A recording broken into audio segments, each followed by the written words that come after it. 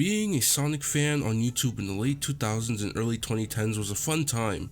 Sure, we were kind of a big joke on the internet due to games that were poorly received, whether they deserved it or not. Despite all that though, as a kid, this time period was a blast.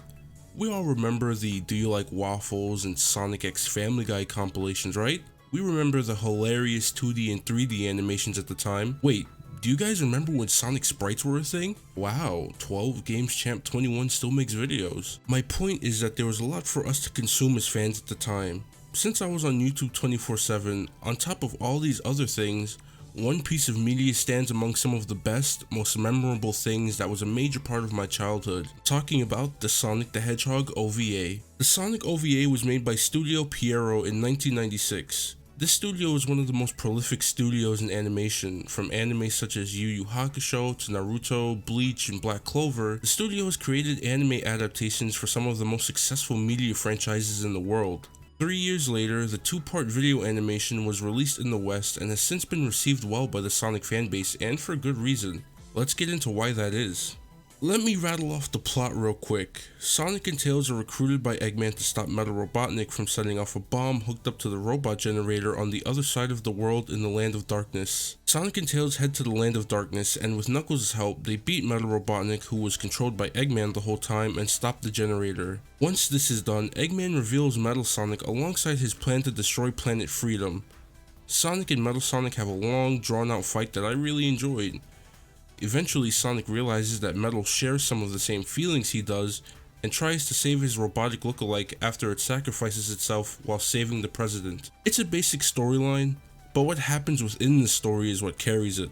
The characters are all pretty much in line with their in-game counterparts. Sonic is a bit cockier and dickish here, but it's not to such a large degree as it is in other animated adaptations for Sonic. He's still the blue blur who loves to save people and can recognize that there's more to someone than what's on the surface. Metal Sonic's role is also pretty unique, and I really enjoyed how he's used in this OVA. Instead of having some existential crisis about not being the real Sonic, Metal simply realizes that he's an imitation and he has no reason to be around. This stems from being programmed with Sonic's feelings, which also helps highlight Sonic's kind-hearted, heroic nature. I prefer what they did with Metal Sonic here compared to how he's handled in the games and even in the IDW comics, where they tried to take a different approach with Metal Sonic coping with the fact that he isn't the real deal. The simplicity of Metal Sonic's purpose in the story of the OVA is great. It's not all executed super well, but with the time they had, I thought they did a really good job with the actual meat of this story, from its shonen anime dialogue that I shamelessly enjoyed to the futuristic funky music that was very reminiscent of Sonic CD's Japanese OST, to the solid animation. Since this anime was produced by Pierrot, its animation is pretty good.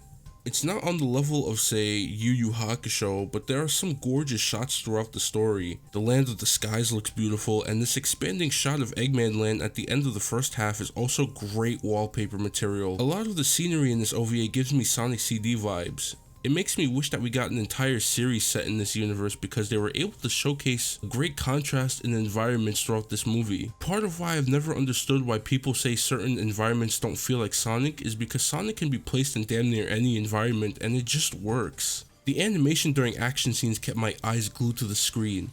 One of the sequences that's lived in my head rent-free for over a decade is the scene of Sonic and Tails traveling to the Land of Darkness on foot. The way they were able to convey the fast-paced feel of the original trilogy of games while adding bits and pieces of level design to make it look like they're traveling through a level is still cool to see all these years later. I also found myself heavily invested in the Metal vs Sonic fight. It's one of the more brutally animated fights in the franchise in my opinion. I was kinda shocked by the heavyweight title feel for this fight. Sonic and Metal Sonic beat each other's asses up until the very end. I'm no animation expert, but I feel the impact of every hit the two dealt to each other here, and I loved it. There's an inherent coolness to the way Sonic is animated in this OVA, and once again, it reminds me of the Sonic CD animations. Even his dialogue and delivery of it from his voice actors conveys this coolness in all its classic Sonic cheese. I can't help but think about how this was stripped away from classic Sonic when they brought him back for Generations and Forces. He's more rounded in those games, and I'm not talking about his gut. Hey, did you gain weight? Damn! Sonic's design is a great mix between being cute and awesome. His spiked quills, noodle arms and legs, and his round body make him such a unique looking character. He's an adorable, hyper athletic, cool dude.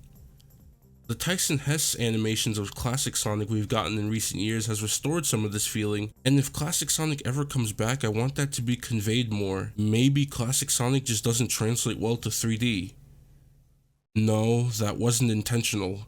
I haven't watched the Sonic OVA in over a decade, so this is a joy to go back and experience. I almost felt like a kid again, finding myself getting lost in the many things that make this movie a cult classic among Sonic fans. Like I said before, it's a shame we never got an actual animated series in this style. If this was anything to go by, a classic stylized 90s Sonic anime would have been a banger. At the end of the day though, I'm glad the Sonic OVA exists. It's a defining part of my childhood Sonic fandom, and all these years later, it's still fantastic. Got any thoughts about the Sonic OVA? Share them in the comments below. I'll give a quick shout out to Sonic Song 182, another channel that was a big part of my Sonic fandom as a kid. I still go back and watch their stuff every now and again, and while you're still here, check out my channel for more Sonic goodness. With that, I'm gone. Peace.